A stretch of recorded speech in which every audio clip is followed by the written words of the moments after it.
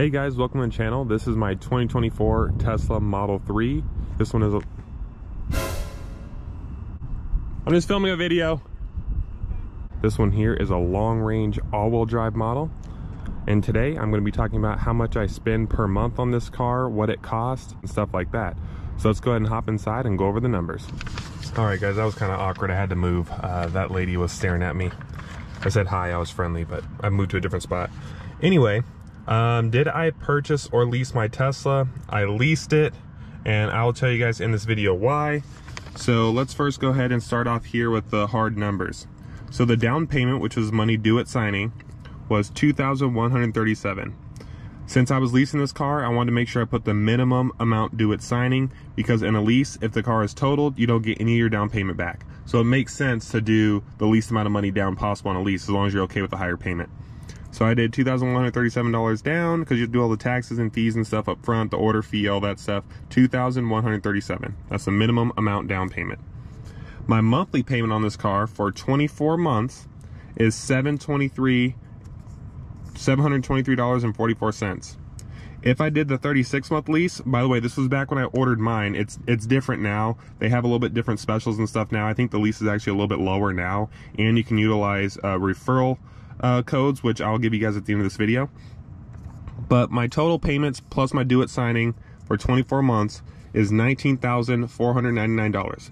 That's how much it'll cost me to drive this vehicle for 2 years. Okay, it's a $47,000 car. It'll cost me $19,499 to drive it for 2 years. And then one thing to keep in mind is that your lease payment, and probably the due at signing as well, varies based off of credit. You know, if you have a trade-in, your state taxes, because here in Vegas we have 8.375%. So if you live in a state that has higher taxes, your lease payment may be higher. If you live in a state that has lower taxes, it might be lower. It also depends on state incentives too. So like California incentivizes people to buy electric cars, so you can probably get a lower lease payment if you lived in California. Don't quote me on that. I'm just saying some states, they have different like rebates and incentives for buying electric. Now let me show you guys what the finance would look like if I were to finance this vehicle instead of buying, or instead of leasing it. So the price, $47,490. Out the door with taxes, fees, Vegas sales tax, all that stuff, is $53,277. I do not get the tax credit of $7,500 because there are certain income requirements for you to qualify for the tax credit. So unfortunately, I don't qualify for the tax credit since I'm not married and stuff like that. The minimum down payment is $5,787 because on a purchase with Tesla, they require you to put all the taxes and fees down. So that's your minimum down payment you can do. Again, that's Vegas sales tax and stuff like that, or Nevada sales tax. The amount financed would be $47,490, which would equal a payment of $698.42 for 72 months. And at the time I bought my car, they were offering a promotional 1.9 APR. So you might be thinking to yourself, oh, well, the payment's lower on a purchase, so why would you lease it for a higher payment? Leasing is supposed to have a lower payment, which technically, yes, if I did the 36 months, it would have a lower payment. But I'm looking at the total cost of ownership, and I'll show you guys that in a second.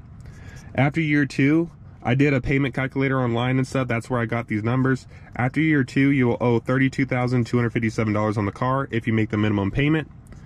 So that's after 24 payments. The total payments cost plus your due at signing is $22,549. So what that is your down payment plus $698 for 24 months, right? I'm comparing a purchase, or excuse me, I'm comparing a lease versus purchase. So the estimated value, I looked at Model 3 long ranges, 2022s that are 2 years old. The estimated value is around $25,000 trade-in, right? I'm not talking about retail. Retail might be like 30, but trade-in is $25,000, right? The negative equity that you will have after year 2 will be $7,257 because again, you'll owe 32 on it and it'll be worth 25. So if you add up the total cost of payments plus your negative equity, if you were to sell it after year 2, because I like to switch out of my cars pretty often, the effective cost to own would be $29,806 versus a lease where my total cost to own is $19,499, right? So you can see 2 years for a purchase, 2 years versus lease, the lease makes more sense. It costs you less money to do the lease. If I were to use this vehicle as a trade-in, because again, if you purchase the vehicle, you get the sales tax credit if you trade that vehicle in on something else. So if it's worth $25, you trade it on another car, you'll get a total of $2,093 in sales tax savings off the new car you buy.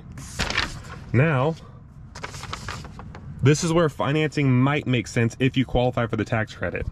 So you can see here, price before taxes and fees, price after taxes and fees, minus $7,500 because of the tax credit, and then minus your due at signing, which would be, again, the taxes and fees, $5,787. Amount finance would be $39,990. Your total payments would be $588 a month for 24 months at 1.9 APR. After year 2, you will owe $27,162 on the car. The car will be estimated worth $25,000. The negative equity will be $2,167, or excuse me, $2,162. And then again, you have this trade-in tax credit if you were to trade it on a car. So if you did it this way, the lease and the finance come out to be kind of like a wash, right? If you did it this way, if I qualified for the tax credit. So if you guys are considering leasing or financing, I might make a full video on the pros and cons because I work in the car business as well. I don't work at Tesla, but I do work in the car business, so I can give you guys some insight on what makes more sense, depending on your situation. Now, let me go down here. Why did I lease it? Okay. I didn't know how I'd like it, right? I didn't want to be tied into this car if I hated it. I mean, technically with the lease, I'm tied into it for 2 years, but I didn't want to be tied down with a 72-month loan or pay cash for a car that I don't like I did with my RS3. That was a mistake. Next, I don't want to worry about the resale value, the uncertainty with electric cars, and the technology changes. So with electric, as you guys know, electric cars are constantly improving. They're constantly coming out with new battery technology. They're constantly changing things. The government's constantly changing the tax incentives and stuff on the car. So that means that the resale value of Teslas are all over the place, right? One day it'll be here, and then they'll come out with something or lower the prices. Tesla will lower the prices or something, and then now the resale value is here. With a lease, you're locked in. You don't have to worry about a thing. If it's worth $10,000. This car can be worth $10,000 at the end of my lease term. I wipe my hands clean. It doesn't mean anything. I don't owe anything. It's not negative equity, nothing. So I like that part about it. Again, like I mentioned, I don't qualify for the $7,500 tax credit. You don't have to worry about accidents. So let's say I get into a fender bender, right? Let's say I'm cruising around on my way to work, because that's what I use this car for. It's my daily. And then someone rear ends me, right? Now I have to go through the hassle of insurance. If the car is totaled, you know, it's a big hassle. With a lease, if the car is totaled, it's like it never existed. It just goes away, right? GAP is included in a lease, so it's just gone. And then another thing is, let's say it does get into a fender bender and it gets fixed. With a lease, okay, it gets fixed. Now you're driving around a car with a bad Carfax. Now your car is worth less money. With a lease, it doesn't matter. You can turn in the car with a bad Carfax. Doesn't matter. You just wipe your hands clean, which is so nice. Another thing, I like knowing that there's a finish line. I like knowing that I'll be in the market again for a new car around like summertime of 2026. So that's kind of nice. You know, I'll always be getting a new car if I continue going the lease route, because I did a 2-year lease. The reason I did a 2-year lease over a 3-year lease is because, again, I didn't want to be locked into the car for 3 years if I didn't like it. Right, so I did a 2-year lease, even though the payment's much higher, and it wouldn't have costed me that much more if I were to keep it for 36 months. As you can tell, the payment's a lot lower, but I wanted to keep it for 24 months because I didn't know how I'd like it and stuff, and I wanted to get into a new car in 2 years. And then last but not least, don't forget, if you guys want to get yourself a Tesla, whether you finance or lease, use my referral code. You'll save yourself $1,000. I'll put all that info in the description. You guys know how I am. I like to be completely honest about everything, and you guys can see the whole entire breakdown. Yeah, I know $723 payment. You might be thinking, oh, $723, I can drive a new Audi RS3 for that. Wrong. That's not realistic. $723 is actually not that high of a payment these days, to be honest with you. Again, I work in the car business. $723 is not that high of a payment. You know, I understand everyone's situation is different, this and that. But if I was chasing payments, I would go this route, or I would do the finance, and you know, it would be $698 a month instead of $723 if I was chasing payments. But I care about the dollars and cents, the bottom line, and the bottom line is it'll cost me $19,499 to drive this car for 2 years, versus dealing with the negative equity, or dealing with, you know, what could happen with electric cars and stuff. With a lease, you know that you're pretty much protected. You don't have to worry about a thing.